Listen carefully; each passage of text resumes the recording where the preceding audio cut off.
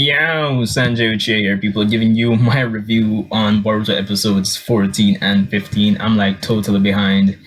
Been pretty caught up this week, honestly speaking, so I'm just basically doing these two as one. If you haven't subscribed, you know the drill. Hit that subscribe button and hit the bell to get notifications. Share this video and let me know what you think in the comment section below. But let's just get into it. I actually don't want this video to be too long, even though it's two reviews in one, but let's get into it. So, episode 14, we saw the end of the ghost arc, for lack of better term, I suppose. And honestly, my impressions of that episode, I actually like the ending of that arc. The setting was pretty cinematic, and you could actually see the art and animation quality come out in that episode. It almost felt even, I probably shouldn't say movie quality, but you could see the noticeable difference from the previous episodes in the arc. Even though I'm not saying those previous episodes were low quality, but you could just see the difference, and it really added to it. The animation was pretty fluid and all that.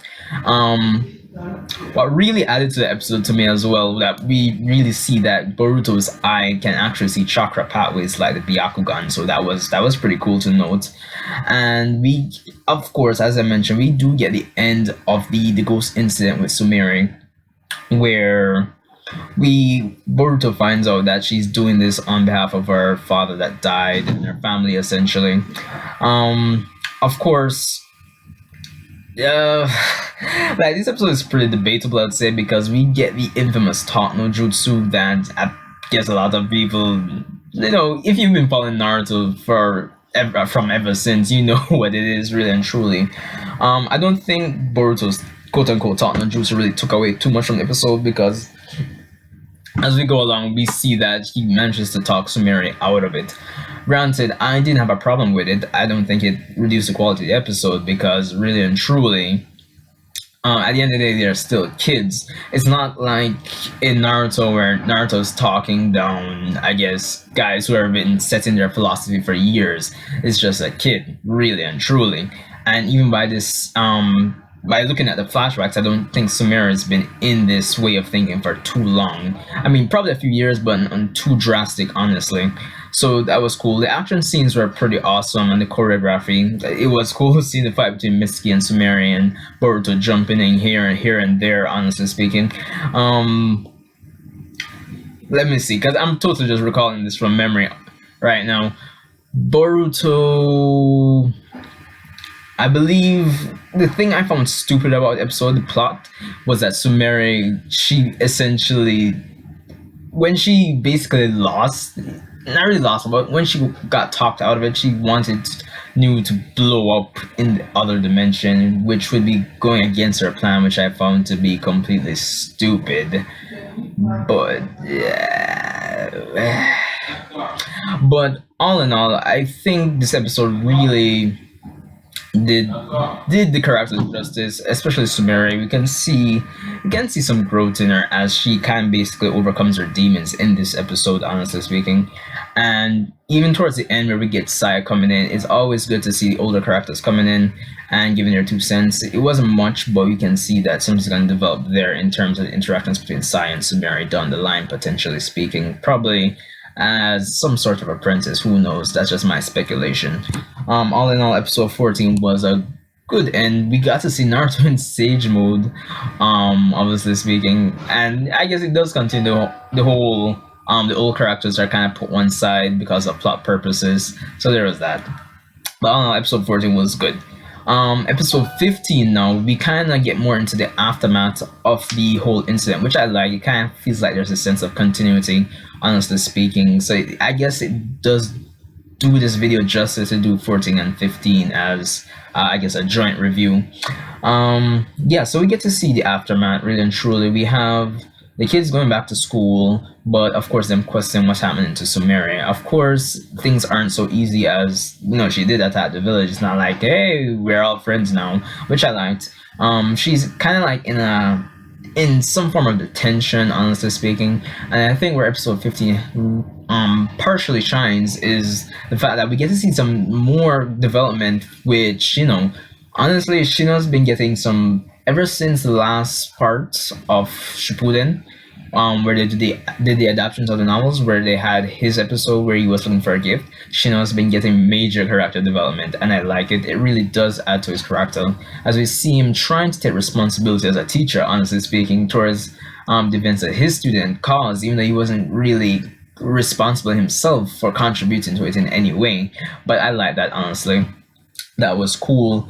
We do get to see the kids, doing their usual day-to-day activities, which is neither here nor there. Um, of course, we have some speculation going on if Samir is going to move to the next school.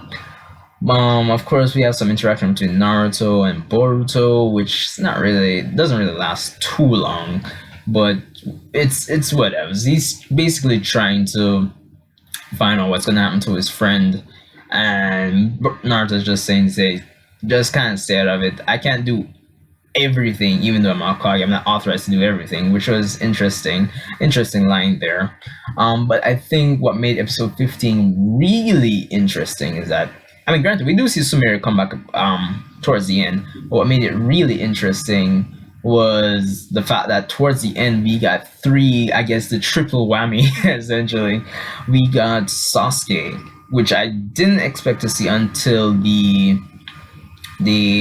adaptation of Naruto Gaiden started. But we saw him. Apparently, came to get this scroll regarding the Gezo Tenu new essentially, and apparently we get revealed that it gets revealed that Danzo was actually close to perfecting Kaguya's hidden jutsu, which I'm speculating is related to the God tree, the whole infinite scheme is draining people of their chakra. I would assume that's what he's referring to when he calls hidden jutsu.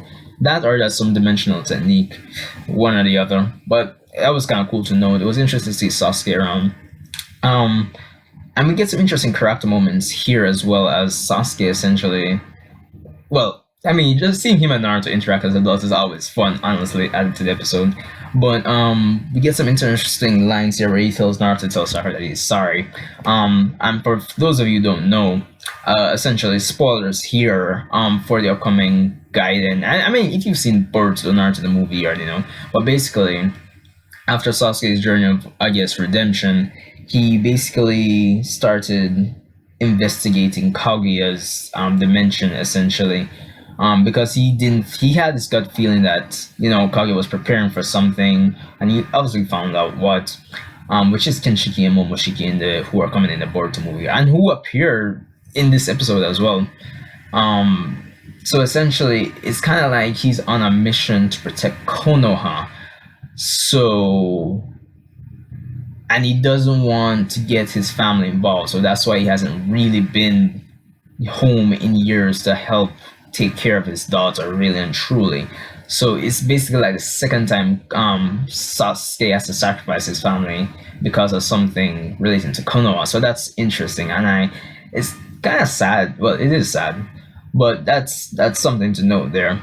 Of course, Naruto's sorry as well because he's Hokage, and essentially he's like the figurehead of Konoha itself, so he's kind of sorry himself that Sasuke has to do this mission. But then again, no one else can do this mission because Sasuke has to be traveling between dimensions, investigating stuff. So yeah, so that's why if you didn't understand that scene, of course we see Toneri mentioning something about something called the Jogan that won't be appearing again for a while, which people are starting to speculate is the name of Boruto's eye technique.